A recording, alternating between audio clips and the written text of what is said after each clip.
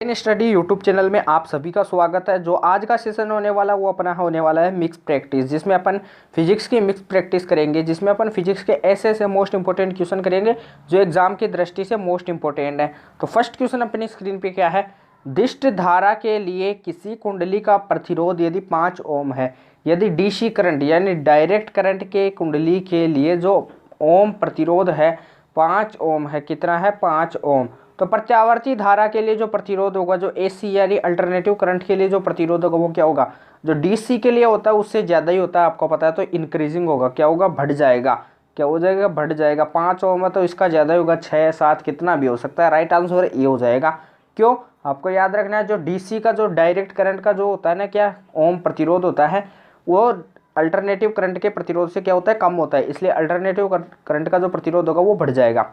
Right answer A हो जाएगा। आगे वाले क्वेश्चन की ओर बढ़ते हैं। जो आगे वाला क्वेश्चन है वो क्या है, आपको एग्जाम में पूछा जाता है कि धारतीय प्रतिघात और प्रेरणीय प्रतिघात का जो मात्रक होता है वो क्या होता है। तो मैंने डायरेक्ट प्रतिघात लिखा, इसके आगे आप कुछ भी लिख सकते हो। जहां पे भी आपको प्रतिघात दिखता है उसका मात्रक आपको डायरेक्ट लिखना है, क्या होता है, ओम। महो नहीं होता है, ओम होता है। इसका राइट आंसर सी हो जाएगा। महो अक्सर पूछा जाता है किसका होता है, महो होता है जैसे ओम इनवर्स होता है, जैसे ओम 1/ओम होता है या फिर ओम इनवर्स होता है, क्या होता है, ओम इनवर्स। ओम इनवर्स को अपन लिख सकते हैं, महो भी लिख सकते हैं, लेकिन इसका राइट आंसर सी हो जाएगा, ओम होता है। प्रेरणीय प्रतिघात और धारतीय प्रतिघात का जो मात्रक होता है वो ओम होता है। अगले क्वेश्चन की ओर बढ़ते हैं। जो अगला क्वेश्चन है वो क्या है, चुंबकीय नमन कोण का मान 0 होता है। जो चुंबकीय नमन कोण का मान, यहाँ पे सॉरी 0 लिखना, 0 लिखना, 0 कहाँ पर होता है, चुंबकीय निरक्ष पर होता है, आपको पता होना चाहिए। चुंबकीय नमन कोण का मान चुंबकीय निरक्ष पर 0 होता है। अगले क्वेश्चन की ओर बढ़ते हैं। अगला क्वेश्चन क्या है, चुंबकीय क्षेत्र में गतिमान धातु का एक गोला गर्म हो जाता है, क्योंकि आपको पता है कि चुंबकीय क्षेत्र जब उत्पन्न होता है तो उसमें धातु का जो एक गोला होता है वो गर्म हो जाता है। क्यों, क्योंकि उसमें जो भंवर धाराएं हो जाती है वो उत्पन्न हो जाती है, क्या हो जाती है, भंवर धाराएं उत्पन्न हो जाती है। भंवर धाराएं विनाशकारी है या फिर लाभकारी है, ये आपको कमेंट करके बताना है। ये विनाशकारी कैसे है तो लाभकारी कैसे है ये भी बताना है। लाभकारी है तो बताना है, विनाशकारी है तो बताना है। राइट आंसर बी हो जाएगा। आगे वाले क्वेश्चन की ओर चलते हैं। जो आगे वाला क्वेश्चन है वो अपना क्या है, वह ताप जिस पर बर्फ, पानी और इसका वाष्प संतुलन में रहते हैं कहा जाता है।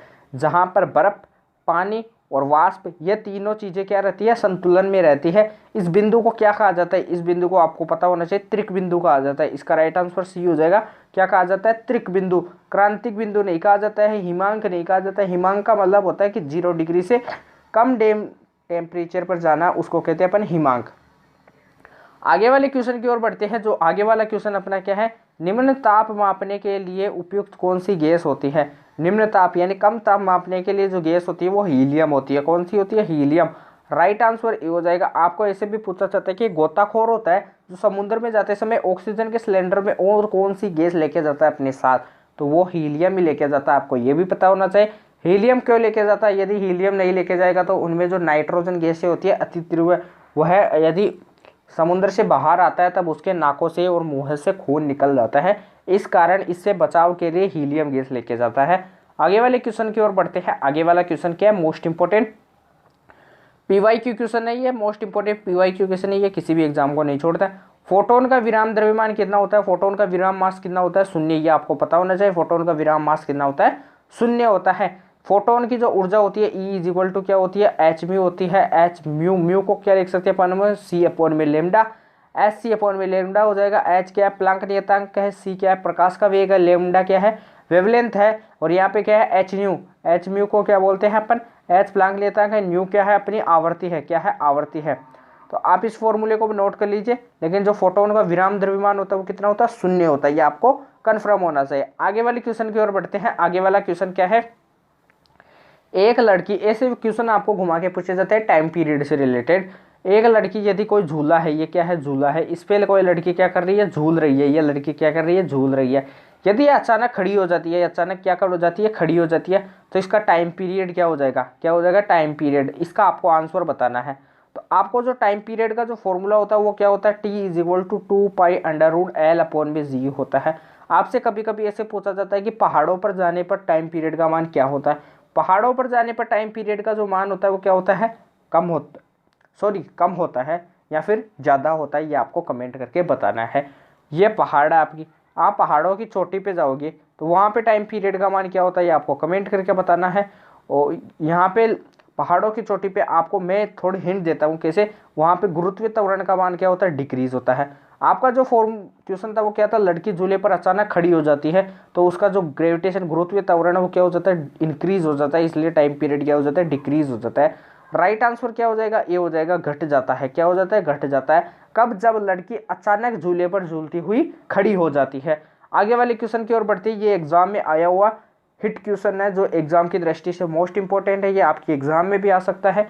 मैं ऐसे क्वेश्चंस को उठाता हूं जो आपके एग्जाम की दृष्टि से मोस्ट इंपॉर्टेंट है। आगे वाले क्वेश्चन की ओर बढ़ते हैं। जो आगे वाला क्वेश्चन है वो क्या है, एक लिफ्ट एक समान त्वरण से ऊपर जा रही है, उसमें टी आवर्तकाल का एक सरल रोलक रखा है, लिफ्ट के ऊपर जाते समय आवर्तकाल होगा।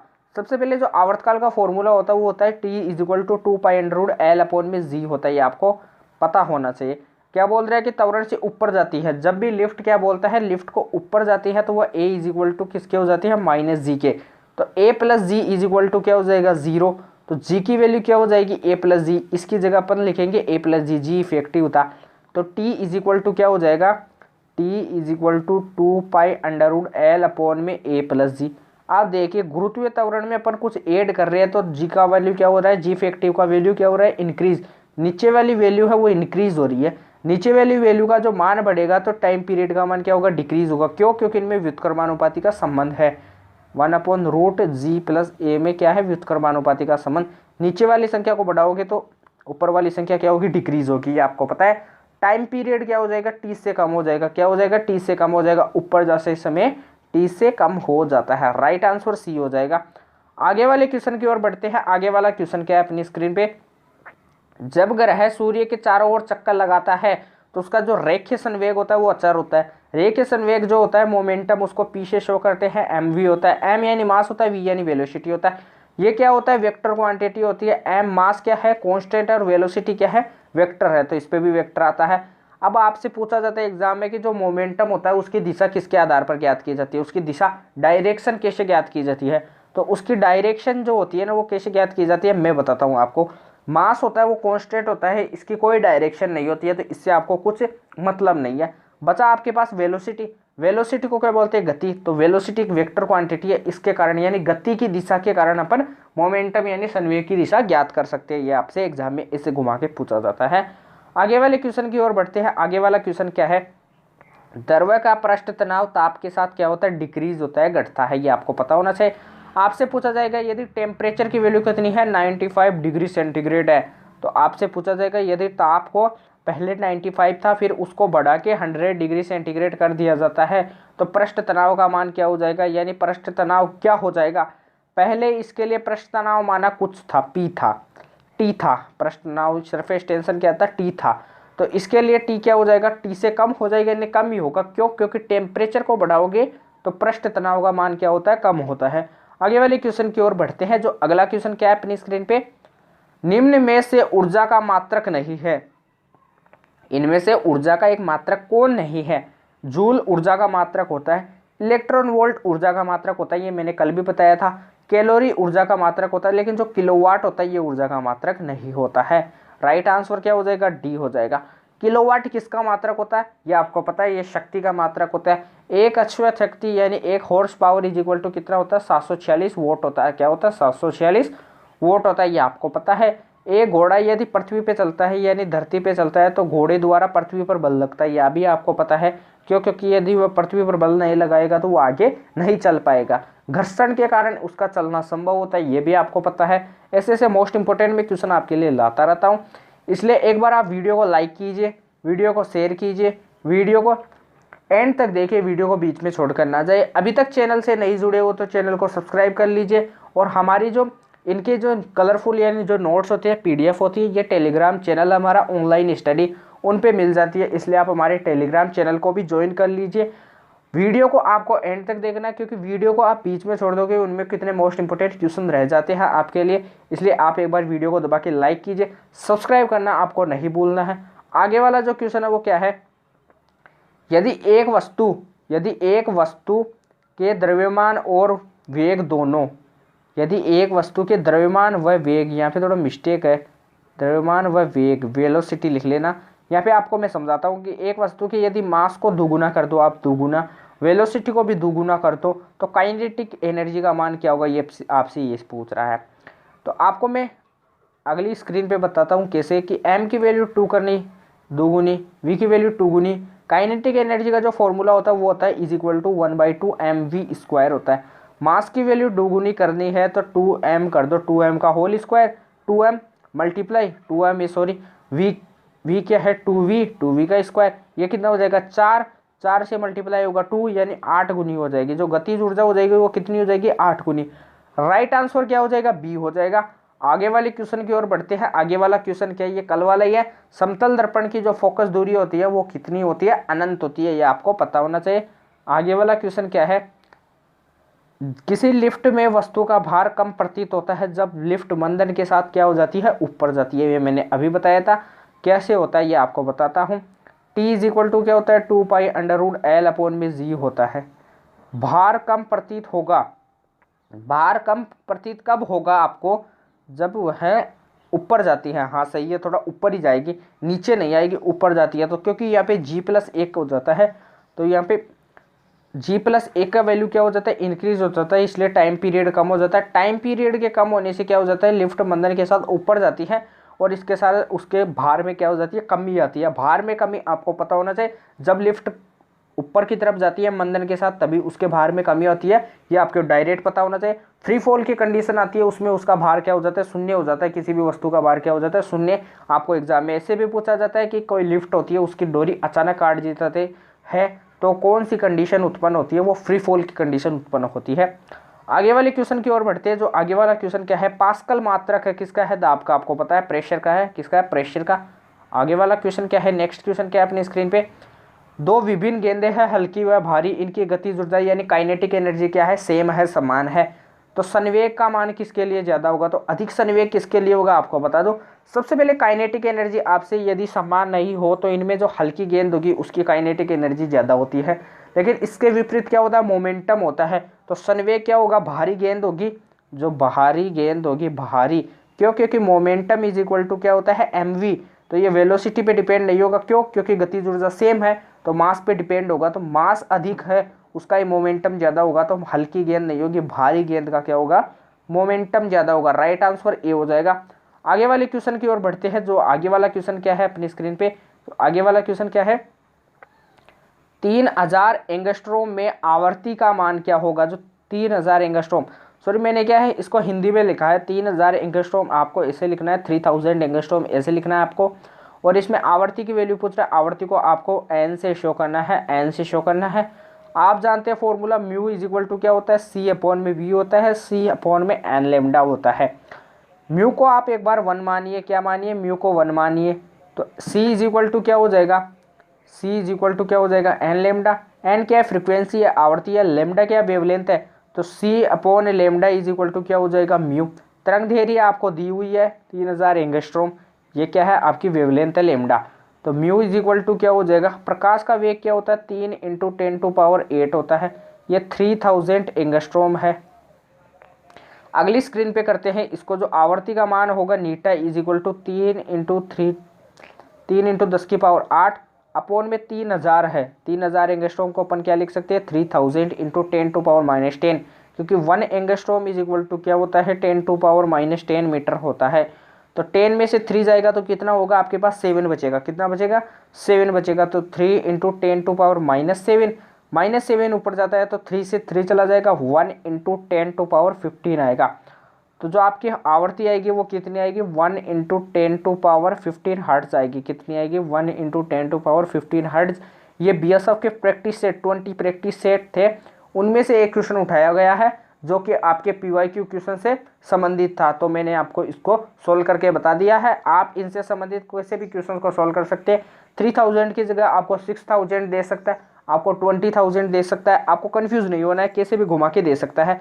आगे वाले क्वेश्चन की ओर बढ़ते हैं। जो आगे वाला क्वेश्चन क्या है, एक कूलम आवेश में इलेक्ट्रॉनों की संख्या होती है, ये आपको डायरेक्ट पता होना चाहिए, 6.25 × 10⁻18। कैसे होती है ये आपको मैं बताता हूँ कैसे होती है। एक कूलम आवेश में इलेक्ट्रॉनों की जो संख्या होती है वो होती है Q = Ne। क्या होती है, Q = Ne। N क्या है, इलेक्ट्रॉनों की संख्या, Q क्या है, 1 कूलम आवेश में 1 कूलम आवेश आपको दिया हुआ है 1 कूलम। इसको यहाँ से अपन क्या करते हैं, n इज इक्वल टू क्या लिखते हैं अपन, n इज इक्वल क्यू बराबर अपन ने क्या लिखा एन ई, तो n इज इक्वल टू क्या हो जाएगा q अपॉन में e। q की वैल्यू क्या दे रखी है 1 कूलम, e की वैल्यू अपन जानते हैं कि 1.6 इंटू 10⁻⁻19। इसको अपन सोल्व करेंगे, जो आंसर आएगा वो कितना आएगा 6.25 इंटू 10⁸ क्या आ जाएगा, इलेक्ट्रॉनों की संख्या क्या आ जाएगी 10⁸18 इतने आंसर आ जाएंगे इनके। तो आप देख लेना 1 कूलम आवेश में इलेक्ट्रॉनों की जो संख्या होगी 6.25 गुणा 10⁻18 होगी। आगे वाले क्वेश्चन की ओर बढ़ते हैं। सबसे अधिक विचलन किस रंग का होता है, आपको पता है रेड रंग का होता है, ये आपको डायरेक्ट पता होना चाहिए किसका होता है, रेड रंग का। जो अगला है मोस्ट इंपोर्टेंट क्वेश्चन है, ये एग्जाम की दृष्टि से जरूर पूछा जाता है। मोमेंटम और काइनेटिक एनर्जी में जो संबंध होता है P इज इक्वल टू, सबसे पहले फॉर्मूला लिखते हैं 2m m मास क्या अपना सेम दिया हुआ, तो मास को अपन यहाँ से डिलीट कर देंगे। तो P समानुपाती किसके हो जाएगा, रूट काइनेटिक एनर्जी के। तो P1 अपॉन में P2 इज इक्वल टू क्या हो जाएगा, काइनेटिक एनर्जी 1 अपॉन में काइनेटिक एनर्जी 2 का रूट हो जाएगा। तो P1 अपॉन में P2 करेंगे, यहाँ से क्या करेंगे अपन P1 अपॉन में P2 is equal to root of 16 upon में रूट ऑफ 9, तो 4 अपॉन में 3 इसका राइट आंसर हो जाएगा P1।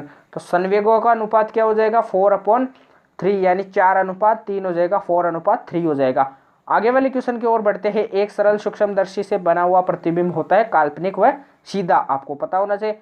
आपको जो 1-2 क्वेश्चन ऐसे पूछे जाते हैं, आपको जैसे ऐसे पूछे जाते हैं, यदि आयतन V1 व V2 क्या है समान है, तो आपको पूछा जाता है कि मिक्स घनत्व क्या होगा, मिक्स घनत्व यह आपको एनडीए में पूछा गया था, ρ1 प्लस का ρ2 अपॉन में 2 होता है। यह आपको आज के लिए याद करना है, क्योंकि इनसे संबंधित मैं क्वेश्चन आपके कल लेके आऊँगा, इसलिए आपको वीडियो को देखना है, वीडियो तो एंड तक देखना है, आपको वीडियो बीच में छोड़कर नहीं जानी है।